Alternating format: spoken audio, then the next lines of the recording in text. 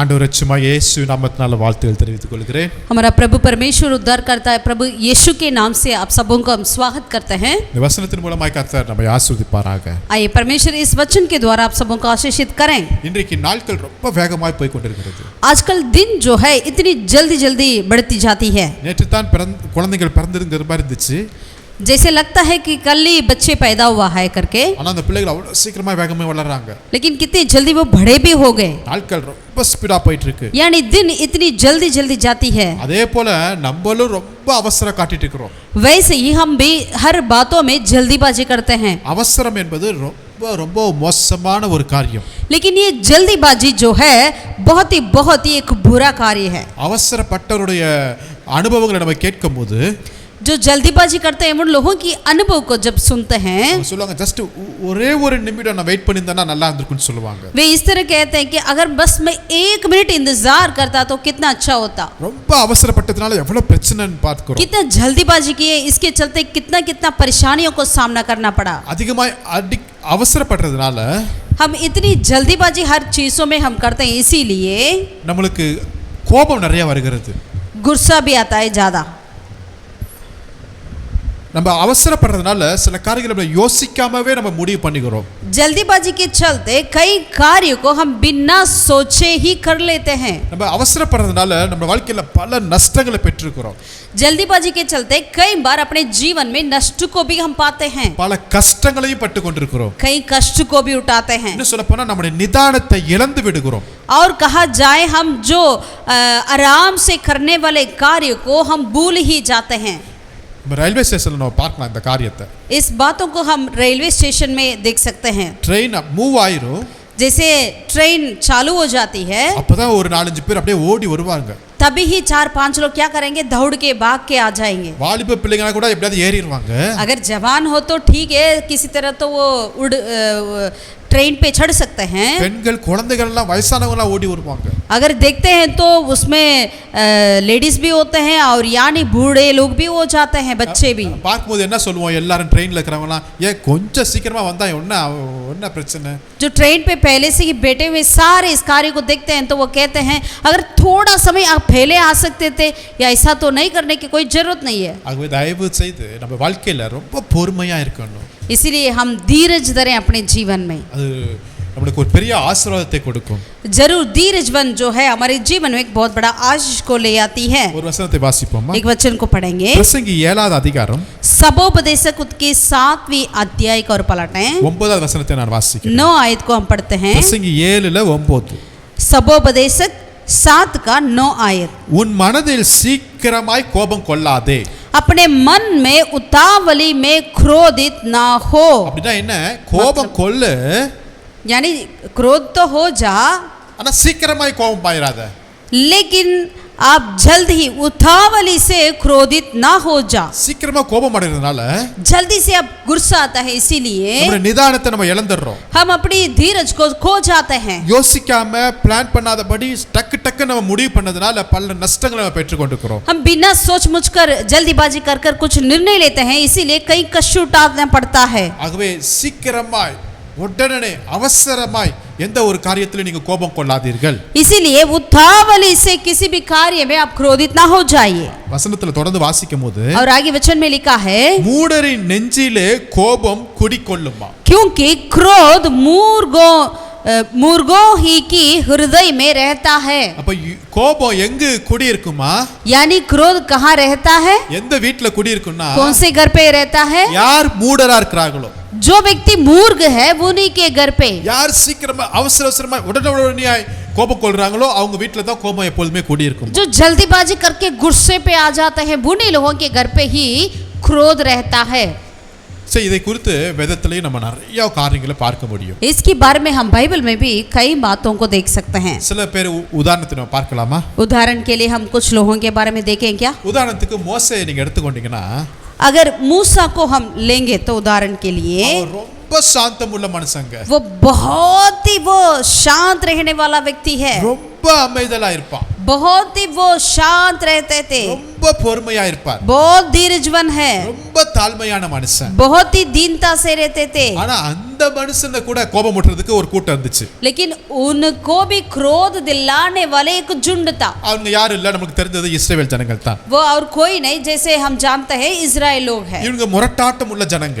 Israel लोग इतने कठिन व्यक्ति हैं. எகிப்துல புறப்பட்ட அந்த நாளிலிருந்து जैसे उन्होंने मिस्र में से निकलकर आया उसी दिन से लेकर ஒவ்வொரு இடத்துலயும் மோசேயை கோபம் ஊட்டிட்டே இருந்தார்கள். हर एक स्टेशन में उन्होंने मूसा को क्रोध दिलाते आए थे. மனுஷன் ரொம்ப பொறுமையான மனுஷன், बहुत ही धीरजवंता मूसा எல்லா பிரச்சனையும் ரொம்ப அழகா பொறுமையா டீல் பண்ணிட்டு வந்தாரு. हर एक कार्य को उन्होंने इतनी धीरजवन से उन्होंने डीलिंग करके आया था. ஆனாலும் இந்த ஜனங்கள் ரொம்ப பிரஷர் கொடுக்க ஆரம்பிச்சிட்டாங்க. लेकिन ये इजराइल लोग इतना उनको दबावटें दे रहे थे, प्रेशर दे रहे थे. அதிகமான இந்த பிரஷர் வந்தது நிமித்தமாக उनके पास इतना ज्यादा प्रेशर आ गया, इसीलिए இவ்வளவு சாந்தமுள்ள மனுஷனாகிய மோசேயோட வாழ்க்கையில கூட ஒரு சிறிய தவறு நடக்க வந்துச்சு. इतना शांति से रहने वाला मूसा के जीवन में भी कुछ गलतियां हो गया, அவசரப்பட வேண்டியதா ஆயிடுச்சு. क्योंकि उनको जल्दीबाजी करना पड़ा. எடுத்து வாசிப்போம். आए पढ़ेंगे என்னாகமம் 20வது அதிகாரத்தை எடுத்துக்கொள்வோம். गिनती उसका 20वीं अध्याय को हम पलटें. அதுல 10வது வசனம் 11வது வசனத்தை நான் வாசிக்கிறேன். 10 और 11 को हम पढ़ते हैं. மோசேயும் ஆரோனும் சபையாரை கன்மலைக்கு முன்பாக கூடி வர செய்தார்கள். அப்போது மோசே அவர்களை நோக்கி, கலகக்காரரே கேளுங்கள், உங்களுக்கு இந்த கன்மலிலிருந்து நாங்கள் தண்ணீர் புறப்பட பண்ணுவோம் என்று சொல்லி தன் கையை ஓங்கி கன்மலையை தன் கோலினால் 2 தரம் அடித்தான். உடனே தண்ணீர் ஏராளமாய் புறப்பட்டது. சபையார் குடித்தார்கள், அவர்கள் மிருகங்களும் குடித்தது. मूसा और हारून ने मंडली को उस चट्टान के सामने इकट्ठा किया.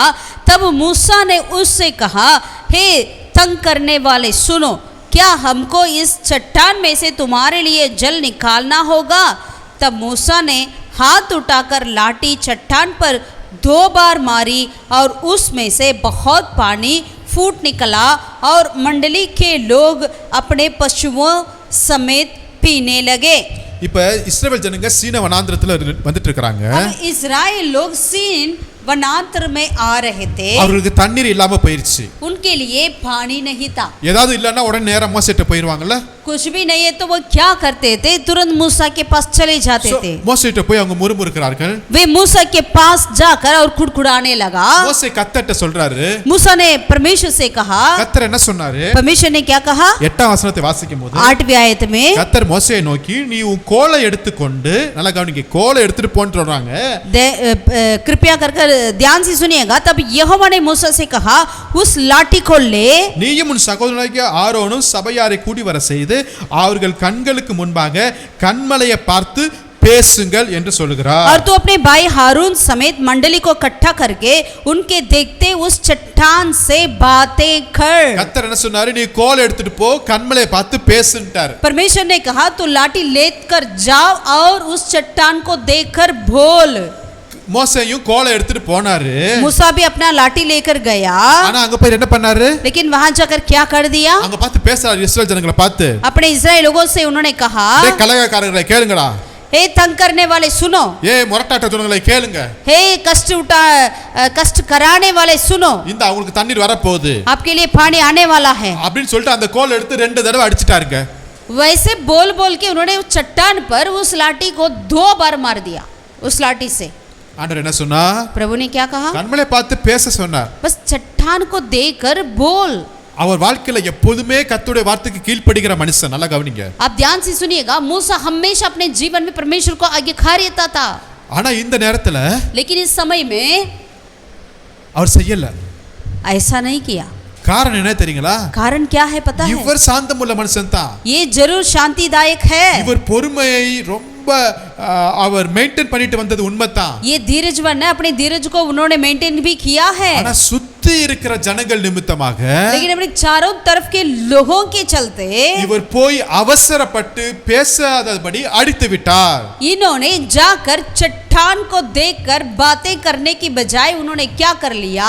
मार दिया. நம்ம நல்லவங்க தான். हम जरूर अच्छे लोग हैं, நம்ம ஜெபிக்கிறவங்க தான், हम जरूर प्रार्थना करने वाले ही நம்ம हैं, பொறுமையானவர்களுக்கு தான். हम धीरजवान ही हैं। ஆனா சுத்தி இருக்கிற ஜனங்கள் लेकिन हमारे चारों तरफ के लोग जो है, அவருடைய பேச்சு, उनकी बोल, அவருடைய எரிச்சலான காரியங்கள், उनकी जलन करने वाले कार्य, அவருடைய பொறாமையின் ஆவிகள், நம்மை குறித்தான தவறான பேச்சுகள், வார்த்தைகள் हमारे विरोध की बातें बोले सब कुछ நம்மை அவசரப்பட வைக்கிறது. இன்றைக்கு हमें क्या करा देती है? आजकल हमें जल्दीबाजी कराने के लिए छोड़ देती है, நம்முடைய நிதானத்தை இழக்க நேரிடுகிறது. हम अपनी धीरज को छोड़ना पड़ रहा அப்ப है। இதுல இருந்து நம்ம கற்றுக்கொள்ள வேண்டிய விஷயம் என்ன? इसमें से हमें क्या सीखना चाहिए? இப்படிப்பட்ட சுற்றி உள்ள இருக்கிற ஜனங்கள் நம்மை நெருக்கும் போது நம்ம நிதானத்தை ஒரு நாளும் விட்டு விலக கூடாது, அவசரப்படக்கூடாது.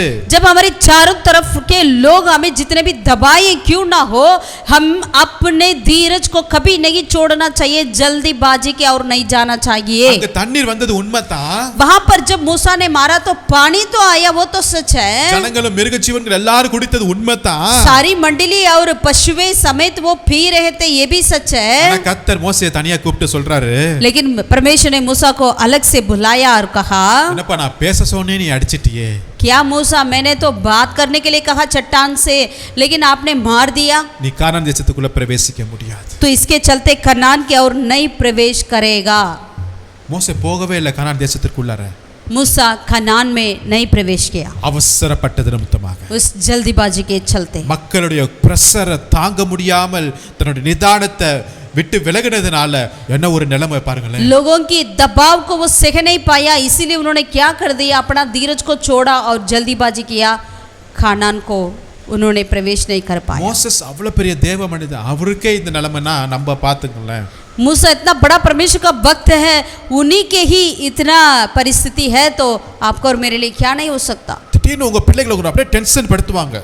अचानक तेरे बच्चे आपको इतना टेंशन करा देंगे, நீங்க வேலை செய்யற இடத்துல உங்க ஆபீஸ்ல உங்களை பிரஷர் பண்ணுவாங்க, आपकी दफ्तर के अंदर आपका ऑफिसर ने आपको इतना टेंशन दे देंगे, உறவினர்கள் உங்களை பிரஷர் பண்ணுவாங்க. आपके रिश्तेदार आपको टेंशन देंगे। ஒரு நாள் நிதானத்தை இழந்து விடாதீர்கள். लेकिन कभी भी अपनी धीरज को ना खोइए। கர்த்தர் உங்களுக்கு செய்ய வேண்டிய காரியத்தை மாத்திரம் நீங்க செய்யுங்க. जो परमेश्वर आपसे करना चाहते हैं वही कार्य को करने के लिए कोशिश करिए। பேச சொன்னா பேசுங்க, अगर प्रभु कहेंगे बातें करने के लिए बातें करिए, அடிக்க சொன்னா அடிங்க, अगर मारने के लिए बोलेंगे मारिए। எதையும் நிதானமாய் செய்யுங்கள். कुछ भी करना है तो आप सोच मूछ कर करिए, எல்லாவற்றையும் பொறுமையாய் செய்யுங்கள். हर बातों को आप धीरज से करिएगा। எல்லா எரிச்சல்களும் கோபங்களும் நம்ம விட்டு நீங்க கடவதாக. हर एक गुस्सेपन, हर एक जलन की बातें हमसे दूर हो जाए। आमीन। ஏற்கனவே பலமுறை மோசஸ் இப்படிப்பட்ட பிரச்சனைகள் வரும்போது சமாளித்து இருந்தவர் தான். जरूर मूसा है जो है ऐसे ही परेशानियां जब पहले आए थे, उन्होंने बहुत ही धीरज धरा, ஆனா இந்த டைம் அவரால் நிக்க முடியல. लेकिन इस समय में उनको खड़ा नहीं हो पाया। சோ நம்ம நேற்று நம்ம நல்லா இருந்தோம், அதையே நம்ம நம்பிட்டு இருக்க வேண்டாம். இன்றைக்கு என்ன வேணாலும் நடக்கலாம். इसीलिए कल मैं बिल्कुल अच्छा था, आज भी ऐसा ही करके ना सोचें, आज कुछ भी होने का संभव है। பொறுமையை இழந்து விடாதீர்கள். अपना धीरज को ना खोइए। கன்மலை என்பது இயேசு கிறிஸ்துவுக்கு சமமா இருக்கிறது. चट्टान जो है प्रभु यीशु मसीह की समानता में है। ரெண்டு தடவை அடிச்சிட்டார். उन्होंने 2 बार मारा। இயேசுவுடைய வார்த்தைக்கு கீழ்ப்படியாத ஒரு காரியமா இருக்கிறது. प्रभु यीशु मसीह की आज्ञाकारिता ना माना। அருமையான தேவனுடைய பிள்ளைகளே, प्रभु के प्रिय लोगों, இப்படிப்பட்ட பிரஷர், இப்படிப்பட்ட எரிச்சல் ஆவி, பொறாமை ஆவிகள், தேவையில்லாத பேச்சுக்கள் உங்களை நோக்கி வரும்போது கண்ணை மூடிக்கொள்ளுங்க. ஆண்டோட மாத்திரம் நீங்கள் நோக்கி பாருங்க. ஆண்டவரே எனக்கு பொறுமையை தாருங்க, எனக்கு கிருபையை தாருங்க, இதில் நிதானமாய் நடக்க எனக்கு உதவி செய்யுங்க. தேவையில்லாத வார்த்தைகள், தேவையில்லாத செய்கள் நான் செய்யாதபடி கர்த்தர் எனக்கு உதவி செய்யுங்க என்று சொல்லி ஆண்டவர்ட்ட நீங்கள் கேளுங்க. கர்த்தர் நிச்சயம் உங்களுக்கு உதவி செய்வார். प्रभु के प्रिय लोगों, जरूर प्रभु आपके लिए मदद करेंगे। जब हम ऐसे गुस्से करने वाली बातें आती है, ऐसे हमको टेंशन की बातें आती है, तो उसी समय में हम प्रभु के और अपने आप को हम रखें, प्रभु के सामने हम अपने आप जाएं, ताकि प्रभु हमें मदद करें, ऐसे कार्य में हम फंस ना जाएं। வசனம் சொல்லுகிறது லூக்கா 21 அதிகாரத்துல, वचन में लिखा है लूका 21वीं अध्याय में, அதுல 19வது வசனத்துல இப்படியா எழுதப்பட்டிருக்கிறது. 19वीं अध्याय में इस तरह लिखा है, நம்முடைய ஆத்துமாவை எப்படி காத்துக்கொள்ள முடியும் தெரியுங்களா? हमारी प्राण को किस तरह हमें बचाना है। லூக்கா 21:19 लूका 21 का 19 में, உங்கள் பொறுமையினால் உங்கள் ஆத்துமாக்களை காத்துக்கொள்ளுங்கள் என்று வேதவசனம் சொல்லுகிறது. உங்கள் பொறுமையினால், अपने धीरज से तुम अपने प्राणों को बचाया रखोगे। என் ஆத்மாவை நான் எப்படி காப்பாற்ற मैं முடியும்? अपनी प्राण को किस तरह बचा सकूं? யார் என் ஆத்மாவை காப்பாத்துவா? कौन मेरे प्राण को बचाएंगे? என்னுடைய பொறுமை, मेरा धीरज, என்னுடைய நிதானம். मेरा धीरज। ஆமென். आमीन। என் ஆத்மாவை காப்பாற்றும். मेरे प्राणों को वो बचाया रखोगी। சில சமயத்துல நம்ம நிதானத்தை இழந்து அப்படியே வார்த்தையை கொட்டிடுவோம். कई बार हम धीरज को खो जाते हैं और शब्दों को ऐसे हम इतना ज़्यादा बोल देते हैं। பலருடைய மனதை காயப்படுத்தும். कई लोगों की दिल को घायल भी कर देते हैं। திரும்பி அவங்க முகத்தை பார்க்க முடியாது, நம்ம வெக்கப்பா இருக்கும். दोबारा उनकी चेहरे को देख भी नहीं पाते हैं क्योंकि हम इतना शर्म भी हो जाता है। பேசின வார்த்தைகளை நம்ம திருப்பி எடுக்க முடியாது, அவ்வளவுதான் முடிஞ்சிருச்சு. क्योंकि जो जो बातें बोल दिया है वो वापस तो हम नहीं ले सकते हैं। அது எந்த நேரத்துல வந்துச்சு? वो कौन सा समय पर आया है वो शब्द? அவசரப்பட்டு, जल्दीबाजी में, கோபப்பட்டு, गुस्से में, நிதானத்தை இழந்து, अपनी धीरज को खोकर, மற்றவர்களுடைய பிரஷர் தாங்க முடியாம வெளியே வருகிறார். औरों के प्रेशर को संभाल नहीं पा रहे हैं, इसी कारण उन्होंने वो शब्द बाहर आई। கர்த்தர் நமக்கு பலத்தை தருவாராக. प्रभु हमें बल दें। ஆமென். आमीन। பொறுமையை தருவாராக. धीरज को दरें சாந்தமுள்ள ஆவியை தருவாராக. और शांति का आत्मा को प्रभु हमें दे। நம்ம நாவை கண்ட்ரோல் பண்ணுகிற ஆவியை கர்த்தர் தருவாராக. परमेश्वर अपनी जुबान को कंट्रोल करने पाए। பரிசுத்த ஆவியுடைய கரத்துல ஒப்பு கொடுங்க. पवित्र आत्मा के हाथों में हम समर्पण करें। கர்த்தர் உங்களை ஆசீர்வதிப்பாராக. प्रभु आपको आशीषित करें। இரண்டாவதாக ஒரு மனுஷனை குறித்து வாசிக்க போகிறோம். दूसरा एक व्यक्ति के बारे में हम पढ़ेंगे। அவர் யார் இல்ல, நமக்கு தெரிஞ்ச நாகமான்.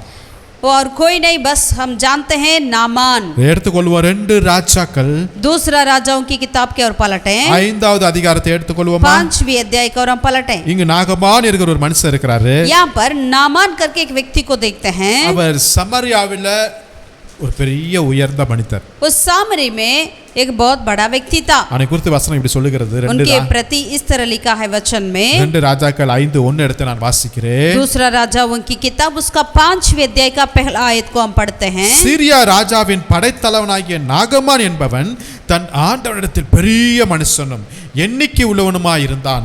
அவனை கொண்டு கர்த்தர் சீரியாவுக்கு இரட்சிப்பை கட்டளையிட்டார். மகா பராக்கிரமசாலி, அவனோ குஷ்டரோகியாய் இருந்தான். आराम के राजा का नामान नामक सेनापति अपने स्वामी की दृष्टि में बड़ा और प्रतिष्ठित पुरुष था, क्योंकि यहोवा ने उसके द्वारा आरामियों को विजय किया था। वह सूरवीर था परंतु खोड़ी था। இவன் சீரியா நாட்டுடைய ஒரு டிஃபென்ஸ் மினிஸ்டருங்க.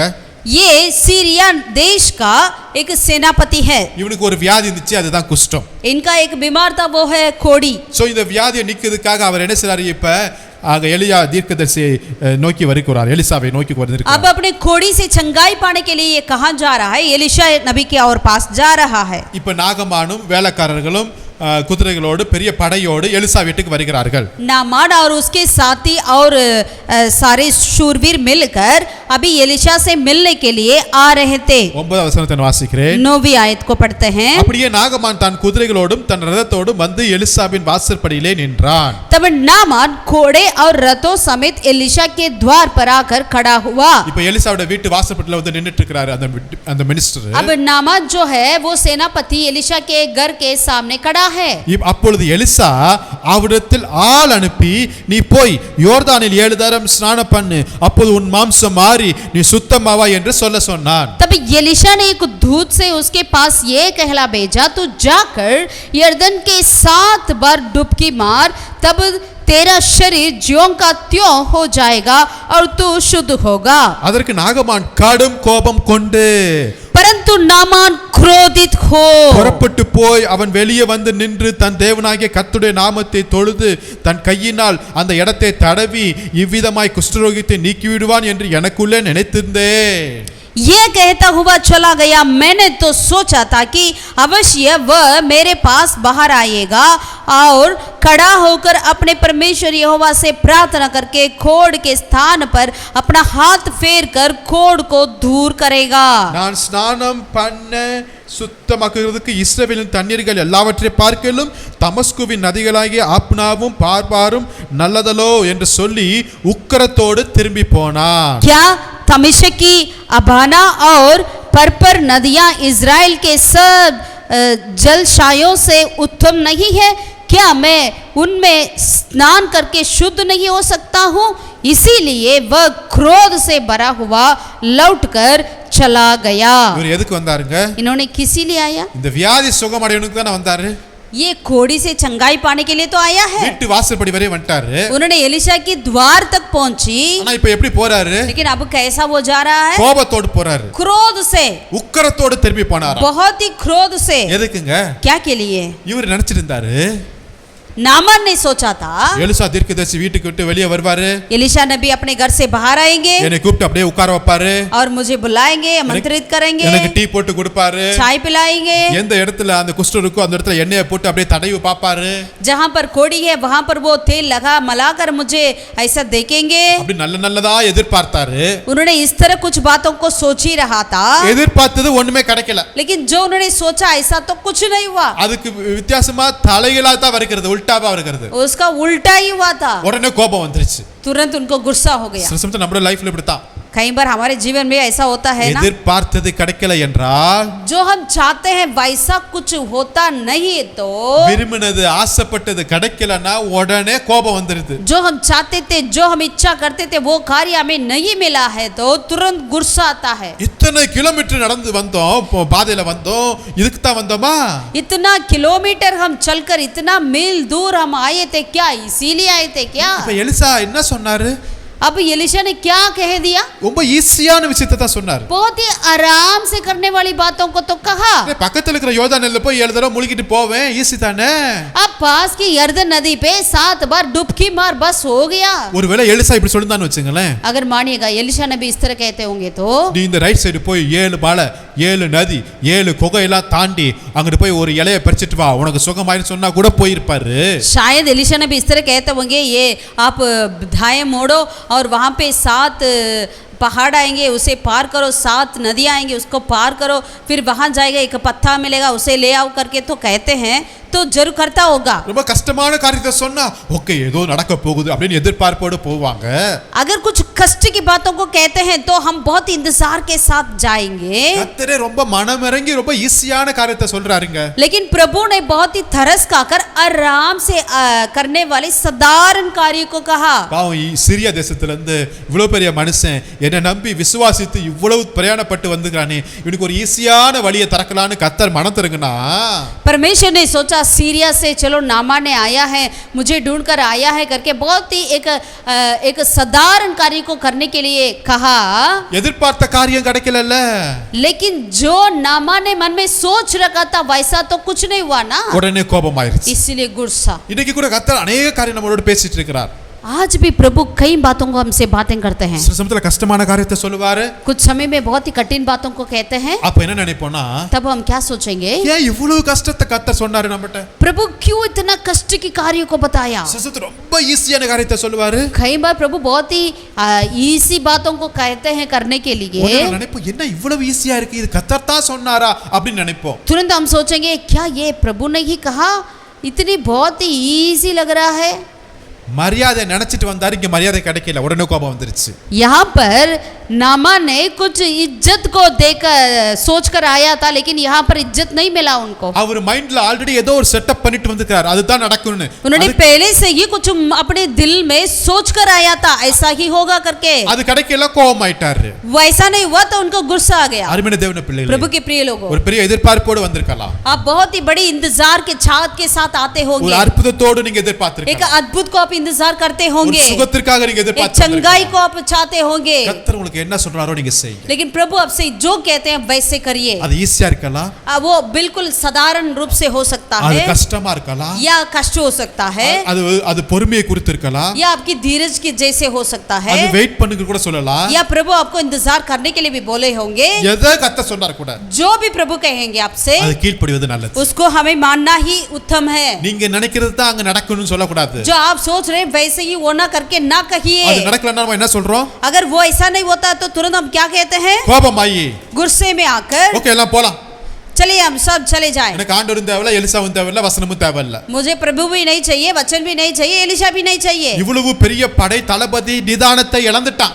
इतना बड़ा सेनापति अपने धीरज को खो गया। ஆனா அங்க ஒரு வேலைக்காரர் இருக்கிறான், लेकिन वहां पर एक छोटा नौकर था, அவன் வந்து என்ன சொல்றான், उन्होंने आकर क्या कहा, ஐயா தகப்பனே, हे मेरे पिता, எலிசா பெரிய வேலை செஞ்சா நீங்க செஞ்சிருப்பீங்கல்ல, अगर एलिशा नबी बहुत बड़ा कार्य को करने के लिए बोलेंगे तो आप कहते होंगे ना, ஒரு சின்ன காரியத்தை தானே சொல்றாரு, बस उन्होंने छोटी सी कार्य को तो करने के लिए बोला, இத கூட உங்களால செய்ய முடியாது, क्या ये भी आप नहीं कर पाते हैं? அப்படின்னு திட்டுறது மாதிரி திட்டுறாரு. जैसे मानेगा वो डांटने जैसे बोल रहा है। அப்பதான் அவர் உணர்ற சரி செய்யலாமேன்னு வந்தாரு. तब नामान ने सोचा फिर चलो करेंगे करके वो आया है யோர்தான் நதியில 7 தடவை முழுகினாரு. और यरदन में 7 बार डुबकी लगाई, அவருடைய சரீரம் தோள்கள் எல்லாவற்றையும் கர்த்தர் மாற்றி விட்டார். उनका सारा खोड़ से उन्होंने चंगाई पाया। ஹalleluya, हालेलुया। ஒருவேளை அந்த கோபம் கூட படாம அவர் செஞ்சிருந்தா இன்னும் நிறைய ஆசீர்வாதங்களை அவர் பெற்றிருக்கலாம். शायद उन्हें गुस्सा नहीं करे और ऐसे डुबकी मारता होगा तो शायद और ज्यादा आशीष को पाता होगा। ஆமென், आमीन। நீங்க எதிர்பார்த்தது நடக்காம இருக்கலாம், शायद आप जो चाहते हैं वैसा कार्य नहीं होता होगा, அல்லது உங்க மைண்ட்ல நீங்க செட்டப் பண்ணிட்டு இருக்கலாம், அது நீங்க நடக்காம இருக்கலாம்.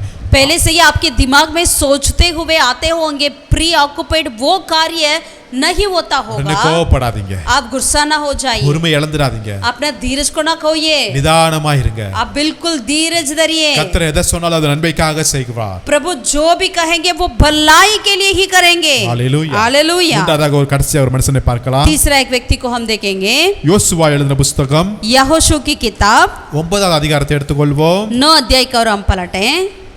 यहोशू, இங்க மோசே மரித்த பிறகு யோசுவா இஸ்ரவேல் ஜனங்களை வழிநடத்திட்டு போயிட்டு இருக்காரு. यहाँ पर मूसा के बाद, मूसा की मृत्यु के बाद यहोशू अपने इजराइल लोगों को अगुवाई कर रहा था। இப்ப அவர்கள் கானான் தேசத்தை நோக்கி பிரயாணப்பட்டு போயிட்டு இருக்காங்க. अब वे सारे कनान की ओर यात्रा में थे। பல ராஜாக்களை அங்க முறியடித்து வெற்றிகரமாய் போயிட்டு இருக்கார்கள். कई राजाओं से विजय पाया, बहुत ही एक विजयता से वो जा रहे थे। பல தேசங்களை அவங்க வெற்றி கொண்டுட்டார்கள். कई देशों को उन्होंने पा लिया, வெற்றி மேல வெற்றி, विजयता से विजय था, வீர நடை போட்டு கொண்டிருக்கிறார்கள். और ऐसे सूरवीर का चल रहे हैं। இதெல்லாம் நிறைய பேர் கேள்விப்படுறாங்க. इन बातों को ज्यादा लोग सुन रहे थे। எடுத்து வாசிப்போம். आइए पढ़ेंगे யோசுவா 9வது அதிகாரம் यहोशू 9 अध्याय 14ஆம் வசனத்துல இருந்து வாசிக்கிறேன். 14 से लेकर हम पढ़ते हैं। அப்போது இஸ்ரவேலர் கர்த்தருடைய வாக்கை கேளாமல் அவருடைய போஜன பதார்த்தத்தில் சிறிது வாங்கி கொண்டார்கள். யோசுவா அவர்களோடு சமாதானம் பண்ணி அவர்களை உயிரோடு காப்பாற்றும் உடன்படிக்கையை அவரோடு பண்ணினான். அதற்காக சபையின் பிரபுக்கள் அவர்களுக்கு ஆணையிட்டு கொடுத்தார்கள். அவர்களோடு உடன்படிக்கை பண்ணி 3 நாள் சென்ற பின்பு அவர்கள் தங்கள் அயலார் என்றும் தங்கள் நடுவே குடியிருக்கிறவர்கள் என்றும் கேள்விப்பட்டார்கள். 14, 15, 16 14, 15 और 16 को पढ़ते हैं। तब उन पुरुषों ने यहोवा से बिना सलाह लिए उनके भोजन में से कुछ ग्रहण किया। तब यहोशू ने उनसे मेल करके उनसे यह वाचा बांधी कि तुमको जीवित छोड़ेंगे, और मंडली के प्रधानों ने उनसे शपथ खाई। उनके साथ वाचा बांधने के 3 दिन के बाद उनको यह समाचार मिला कि वे हमारे पड़ोस के रहने वाले लोग हैं और हमारे ही मध्य में बसे हैं। இங்க பார்க்கிறோம், இவங்க பிரயாணப்பட்டு போய் கொண்டிருக்கிறார்கள். जब इनकी यात्रा में ये लोग थे, அப்ப ஒரு கூட்டம் இருக்குது. तभी एक झुंड जो है वहां पे, அதுதான் கிபியோனின் கூட்டம், ஜனங்கள். वो है गिबोन। இவங்களுக்கு ஒரு பிளான் பண்றாங்க. ये गिबोन वाले ने एक योजना करी। அப்பா இவங்க இஸ்ரவேல் ஜனங்க பயங்கரமா வெற்றி மேல வெற்றி போட்டு வராங்க. इजराइल लोग तो हर कार्य में वो जीते जा रहे हैं, வந்தாங்க நம்மளையும் போட்டு தள்ளிடுவாங்க. अगर आएंगे तो हमें भी मार डालेंगे। அதனால ஏதாவது ஒரு பிளான் பண்ணு சொல்லிட்டு ஒரு தந்திரமான ஒரு யோசனை பண்றாங்க. इसलिए गिबोन वाले ने क्या किया, एक चालाकी किया। என்ன பண்றாங்க? क्या किया? वचन 4 में लिखा है, தந்திரமான யோசனை பண்ணி தங்களை ஸ்தானாதிபதிகள் போல காண்பித்து பழைய ரெட்டு பைகளையும் பொத்தலான பழைய திராட்சை துருத்துகளையும் தங்கள் கழுத்தின் மேல் வைத்து அப்படியே பழைய செருப்பை போட்டுக்கிட்டு அப்படியே வந்து நடிக்கிறாங்க இவங்க.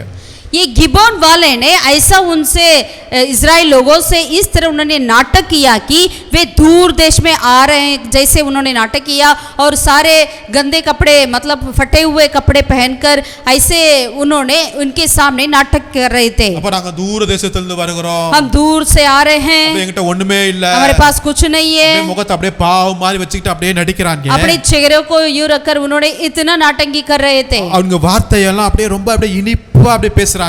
उन्होंने अपने सारे शब्द ऐसे मीठे मीठे बातें कर रहे थे। யார் இவங்க? ये कौन थे? அந்நிய தேசம், அந்நிய ஜாதி, वो अन्य लोग हैं। இப்போ இவங்களோட கொண்டு வந்து உடன்படிக்கை சொல்ற போறாங்க, செய்யறதுக்கு அங்க கொடுக்கறாங்க. अब इस्राएल लोगों से वो मेल करने के लिए एक वाचा बांधने के लिए कोशिश कर रहे थे। யோசுவா என்ன யோசிக்கணும்? यहोशू को क्या करना चाहिए था?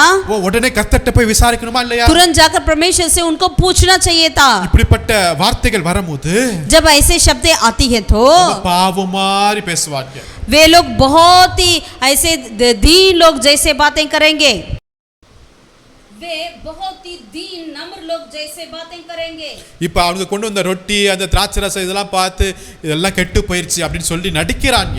वे बहुत ही दीन लोगों जैसे बातें करते थे और इस तरह नाटंकी करते थे, वे जो भोजन ले आए थे वे सारा खराब हो गया करके। உடனே யோசுவாவும் மூப்பர்களும் கர்த்தரிடத்துல போய் விசாரிக்கணும். तुरंत यहोशू और सारी सभा परमेश्वर से पूछताछ करनी चाहिए। ஆனா இவங்க அவசரப்பட்டார்கள். लेकिन इन्होंने जल्दीबाजी कर ली। இந்த நேரத்துல கூட அவசரப்பட்டுருவோம். हम भी ऐसे वक्त में जल्दीबाजी कर लेते हैं, நிதானத்தை இழந்து விடுவோம். अपने जो धीरज को खो जाएंगे। என்ன செய்ய வேண்டுமோ அதை விட்டுட்டு जो हमें करना है उन कार्य को छोड़कर ஒரு மனுஷனுடைய வார்த்தை அப்படியே கேட்டு அப்படியே ஊறிக்கிட்டாரு. उन व्यक्ति की बातों को सुनकर इन्होंने बिल्कुल बिखल चुके थे அப்படியே போய் அவங்க கூட உடன்படிக்கை வேற பண்ணிட்டாங்க.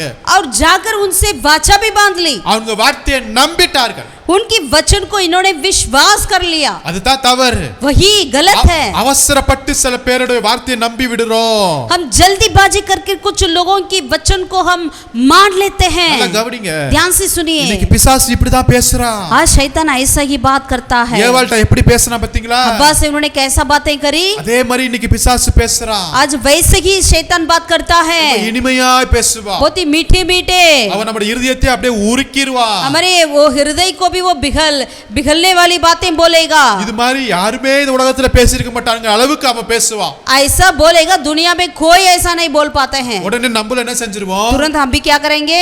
அவசரப்பட்டு जल्दी कर நிதானத்தை இழந்து अपने धीरज को खो जाकर அவங்க கூட போய் சேர்ந்துடுவோம். उनके साथ जाकर हम मिल जाएंगे। கர்த்தருடைய வார்த்தைக்கு மீறிடுவோம். यहोवा की आज्ञाओं को हम पालन नहीं करेंगे। கர்த்தருக்கு பிரியமில்லாத ஒரு ஜனக்கூட்டம். वे परमेश्वर के प्रिय लोग नहीं थे। அவரோட கூட உடன்படிக்கை பண்ணிடுவோம். उनके साथ हम वाचा भी बांध लेंगे, திறந்து விட்டுருவோம் கதவை. यानी अपने अंदर आने के लिए दरवाजा को खोलते हैं। அவங்க உள்ள வருவாங்க. वे अंदर आएंगे, நம்மளோட கூட இருப்பாங்க. हमारे साथ रहेंगे। அவங்களுடைய காரியங்கள் எல்லாம் இப்ப நம்ம ஃபாலோ பண்ற அளவுக்கு ஆயிரும். अब उनकी सारी बातों को हमें फॉलो करना पड़ता है। நல்லா கவனிங்க. ध्यान से सुनिए। யோசுவா போய் ஜெபிச்சிருக்கணும், ஜெபிக்கல. यहोशू जाकर प्रार्थना करना चाहिए था, नहीं किया। கர்த்தருடைய வார்த்தைக்காக வெயிட் பண்ணிருக்கணும், வெயிட் பண்ணல. यहोवा की वचन के लिए उनको इंतजार करना था, नहीं किया। கர்த்தருடைய ஆலோசனைக்காக வெயிட் பண்ணிருக்கணும், வெயிட் பண்ணவில்லை. यहोवा परमेश्वर की सलाह के लिए उनको वेट करना था, नहीं किया। ஒருவேளை உங்க திருமண காரியமா இருக்கலாம். शायद आपकी विवाह के कार्य क्यों ना हो, शादी के बातें क्यों ना हो, ஒருவேளை நீங்க ஃபாரினுக்கு போற காரியமா இருக்கலாம். या आप विदेशी जाने वाले कार्य क्यों ना हो, வேலையாய் பிசினஸா எதுவானாலும் இருக்கலாம். या आपकी व्यापार हो या आपकी नौकरी हो, அவசரப்படாதீர்கள். आप जल्दीबाजी ना करें। நீங்க டிவில விளம்பரத்தை பாத்தீங்கன்னு வச்சுங்களேன். अगर आजकल आप टीवी में एडवर्टाइजमेंट को देखते हैं तो அவங்க சொல்றத பார்த்தா அப்படியே நம்ம ரொம்ப இனிமையா இருக்கும். वो ऐसा बोलेंगे, मीठा मीठा लगेगा हमें। அந்த ஃபேர் அண்ட் லவ்லியோ அந்த க்ரீம் போட்டா அப்படியே வெள்ளையாயிரது போல இருக்கும். जैसे लगता है वो क्रीम को या फेयर एंड लवली कुछ भी हो, उसे लगाते ही तुरंत ही हम गोरे बन जाएंगे। சினிமா நடிகை போல அப்படியே காட்டிடுவாங்க நம்மள்ட்ட. और तुरंत ऐसा दिखा देंगे हीरोइन जैसे। நம்மளும் வாங்கி போட்டு பார்த்தா हम भी लेकर हम भी डालते देखेंगे, ஒரு மாற்றமும் இருக்காது. कुछ भी नहीं बदलता। அவங்க வார்த்தை அந்த மியூசிக்கை போட்டு கலர்ஃபுல்லா போட்டு நம்மள அப்படியே இது பண்ணிடுறாங்க. क्योंकि वे लोग अपना म्यूजिक लगाकर उनकी शब्द इतनी मीठे मीठे हो जाती है, हम धोखे हो जाते हैं। அருமையான தேவனுடைய பிள்ளைகளே, प्रभु के प्रिय लोगों, பிரயாணத்துல இருக்கிறோம். हम एक यात्रा में हैं, கானான் தேசத்தை நோக்கி போய் கொண்டிருக்கிறோம். कनान की ओर जा रहे हैं। இடையில இப்படிப்பட்ட நிறைய வார்த்தைகள் வரும். बीच में ऐसे कई शब्दें हमारे सुनने में आएगी, நம்முடைய நடைகள் எல்லாம் கர்த்தர் உறுதிப்படுத்துவாராக. लेकिन हमारे हर एक कदम को प्रभु दृढ़ करने पाए। ஆமென். आमीन। எந்த ஒரு காரியமா இருந்தாலும் कुछ भी बातें क्यों ना हो, உபவாசம் இருங்க, उपवास करें, ஜெபிங்க, प्रार्थना करें, கர்த்தருடைய அந்த ஆலோசனை பெற்றுக்கொள்ளுங்க, परमेश्वर से सलाह को पाएं, வேதத்தை நேசிங்க, परमेश्वर की वचन को हम प्यार करें, காத்திருங்க, इंतजार करें, பொறுமையா இருங்க. धीरज धरें।